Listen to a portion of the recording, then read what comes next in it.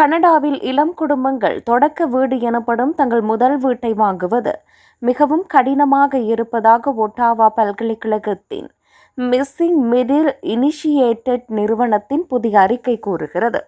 2004 முதல் இளம் தம்பதிகளின் சராசரி வருமானம் 76% அதிகரித்துள்ளது. ஆனால் 23 நகரங்களில் புதிய தொடக்க வீடுகளின் விலைகள் 265% உயர்ந்துள்ளது. வீட்டு விலைகள் ஊதியத்தை விட மிக வேகமாக வளர்ந்துள்ளன.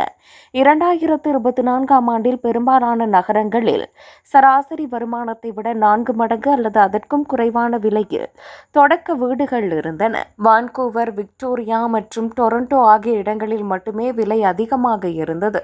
உதாரணமாக, கிங்ஸ்டனில் ஒரு தொடக்க வீட்டின் விலை சுமார் $1,85,000 ஆகும். இது சராசரி வருமானத்தை விட 3 மடங்கு அதிகமாகும். அப்போது ஷெர்ப்ரூக்கில் வீடுகளின் விலைகள் இன்னும் குறைவாக இருந்தது. எனினும் இன்று வீடுகளின் விலைகள் சடுதியாக அதிகரித்துள்ளன. கிங்ஸ்டனில் ஒரு தொடக்க வீட்டின் விலை சுமார் $7,40,000 உள்ளது. இது சராசரி வருமானத்தை விட கிட்டத்தட்ட 7 மடங்கு அதிகம். வான்கூவரில் ஒரு தொடக்க வீட்டின் விலை சுமார் $1.7 மில்லியன் ஆகும். இது சராசரி வருமானத்தை விட 17 மடங்கு அதிகம். ஊதியத்திற்கும் வீட்டு விலைக்கும் இடையிலான இடைவெளி பல நகரங்களில் பாரியளவில் அதிகரித்துள்ளது. இந்த நிலையில் கட்டுமான செலவுகள் குறைக்கப்படாவிட்டால் நடுத்தர வர்க்கத்தினரால் தொடக்க வீடுகளை வாங்க முடியாமல் போகலாம் என அறிக்கை கூறுகிறது.